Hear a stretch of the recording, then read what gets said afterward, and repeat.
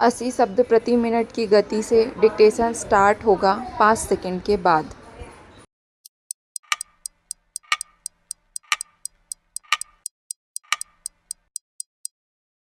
Start. महोदय, budget में जो एक खास बात रखी है वह परिवार नियोजन या जो परिवार कल्याण के काम हैं उनके लिए स्वास्थ्य सहायक की एक नई योजना है। मैं ऐसा मानती हूँ कि अगर स्वैच्छिक तरीके से इस काम को हम कराते हैं तो इसमें अच्छी सफलता हमको मिल सकती है और स्वैच्छिक तरीके से इस काम को कराने के लिए ये जो स्वास्थ्य सहायक होंगे इनका बहुत ही महत्वपूर्ण काम होगा। परिवार कल्याण के लिए स्वास्थ्य सहायक गांव-गांव में घूमकर, शहर-शहर में घूमकर स्वैच्छिक तरीके से लोगों में परिवार कल्याण को फैला सकते हैं। इसके बारे में लोगों को बता सकते हैं। दूसरी चीज़ यह है कि गांवों के अंदर जो हमारी जनसंख्या रहती है उसके लिए भी मैं वहाँ पर काम को बढ़ाना है। वहाँ पर काम बढ़ाकर हम वहाँ की बेरोजगारी की समस्या को हल कर सकते हैं। यह बेरोजगारी की समस्या हमारे देश के सामने एक सबसे बड़ी चुनौती है जिसको कि हमारी सरकार को खुले मन से सहर्ष स्वीकार करना है। इस चुनौती और चैलेंज को स्वीकार करते हुए ही हमारी सरकार ने, मैं समझती हूँ, जो पिछली योजना हमारी है उसके लिए ठीक ही इस वर्ष अधिक रकम रखी है। हरिजनों को रोजगार देने की जो व्यवस्था थी उसके लिए भी इससे ज़्यादा रकम रखी गई है। उनके लिए आंकड़े नहीं देना चाहती क्योंकि उसमें समय लग जाएगा, लेकिन जो आंकड़े हैं वे बताते हैं कि सरकार ने इन चीज़ों को बहुत महत्व दिया है। हमने यह भी देखा है कि बजट के अंदर लघु उद्योगों के लिए धनराशि 815 करोड़ रुपए से बढ़ाकर करीब करीब 1340 करोड़ रुपए की गई है। लघु उद्योगों से हमारे ग्रामीण क्षेत्रों में काफ़ी लाभ पहुंच सकता है। आज हमारे देश के सामने गांवों में बेरोजगारी की समस्या है।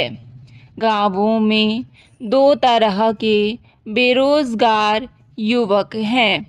एक तो वे हैं जो कि पढ़े लिखे हैं और दूसरे वे हैं जो पढ़े लिखे नहीं हैं।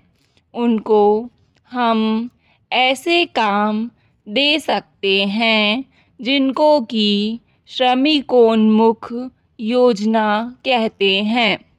उसके द्वारा काफ़ी काम दे सकते हैं, विकास हो सकता है। इस बजट में इस बात का ध्यान रखा गया है जो कि 20 सूत्री कार्यक्रम है। उसमें हमारा एक अति विशेष कार्य है स्वच्छ व शीतल पेयजल सभी को उपलब्ध कराने का। महोदय, हमारे देश में ऐसे गांव हैं जहां पर कि पेयजल की कठिनाई है। वहां के लिए हम अच्छा पेयजल देने की योजना बनाएं। मुझे इस बात की खुशी है कि सरकार का ध्यान इस बात पर गया है। हमारे देश के जो समस्याग्रस्त गांव हैं उनके लिए भी इस बजट में काफ़ी रुपया रखा गया है, जिससे कि हमारे समस्याग्रस्त गांवों की समस्याएं हल हों।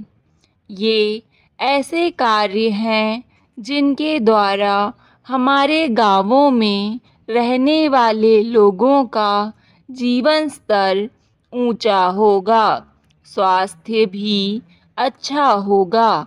इसके साथ हमारी सरकार अपने देश के पिछड़े हुए हिस्सों के लिए, गरीब हिस्सों के लिए, हमारे को परेशान लोगों के लिए, उनकी उन्नति के लिए भी काम कर रही है।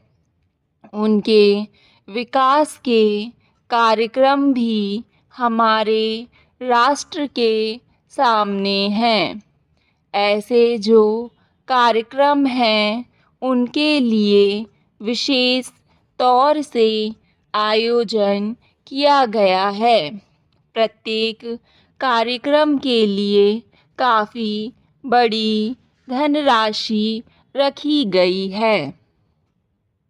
भारतवर्ष में जिस तरह से बड़ी जनसंख्या है, उतनी बड़ी जनसंख्या वाले चीन या एक दो और बड़े देश हैं। वहाँ पर भी हम जानते हैं कि देश चीन और दूसरे देश अपने तरीके से अपने अपने यहाँ इस कठिनाई को देखते हैं और इसकी बात करते हैं। सन 1971 में चीन ने भी परिवार नियोजन को बड़े ज़ोरों से आरंभ किया और 1% समृद्धि दर कम कर पाए हैं 10-11 वर्ष में। और उनकी ऐसी योजना है कि करीब 2000 में नकारात्मक समृद्धि बनेगी और 2050 में जनसंख्या 35 करोड़ तक आ जाएगी। इस तरह से हम देखते हैं कि हर एक देश अपनी आवश्यकता के अनुसार योजना को बनाता है। भारत में भी हमें बड़ी सच्चाई के साथ सबको मिलकर यह कार्य करना पड़ेगा और लोगों के पास जाकर उनको समझाना होगा कि हम कितनी भी उन्नति कर लें, जब तक इस कार्यक्रम को सफल नहीं बनाते हैं, हम विकास नहीं कर सकेंगे। जैसा कि प्रधानमंत्री जी ने कहा है कि एक जन आंदोलन बनाकर चलेंगे, जिसमें हमारे माननीय सभा के सदस्य और जो भी जनता के प्रतिनिधि हैं और सब लोग इसमें हाथ बटाएंगे और राजनीति से ऊपर उठकर जब तक इस कार्य को नहीं करेंगे तब तक आंदोलन नहीं बन पाएगा। मैं समझती हूँ कि समाज कल्याण या परिवार कल्याण के लिए ऐसा दृष्टिकोण उचित है। सभापति महोदय, मैंने बहस के बीच में बोलने की आशा नहीं की थी, क्योंकि हमने अपनी नीति को बहुत स्पष्ट कर दिया है। मुझे एक माननीय सदस्य से यह सुनकर आश्चर्य हुआ है कि हमारी नीति स्पष्ट नहीं है। मेरे विचार में हमारी नीति बिल्कुल स्पष्ट है। मुझे इस बात पर आश्चर्य है कि हमारे माननीय सदस्यों को हमारे देश की जनता पर विश्वास नहीं है, जिसे वे बराबर प्रकट कर रहे हैं। हम क्या ऐसे नागरिक हैं जिन्हें अपने में भी विश्वास नहीं है? बहस को सुनते हुए मुझे ऐसा लगा कि यह प्रश्न उस प्रश्न से कहीं अधिक महत्व का है। बांग्लादेश के शरणार्थियों का क्या हो रहा है? यदि हमें अपने पर विश्वास नहीं है तो हम कुछ कहें तो उसका कोई मतलब नहीं रह जाता, क्योंकि हम उसे उपयोग में नहीं ला सकते। मैं यहाँ जो कुछ कह रही हूँ अपनी जनता और अपनी सरकार में असीम विश्वास के साथ कह रही हूँ। मुझे इसमें संदेह नहीं कि जो समस्या हम पर आ खड़ी है, हम इसका सामना कर सकते हैं। इसका क्या अर्थ है? क्या इसका मतलब यह है कि किन्हीं शरणार्थियों को कोई कष्ट नहीं होगा? डिक्टेशन पसंद आए तो वीडियो को लाइक तथा चैनल को सब्सक्राइब ज़रूर करें। धन्यवाद।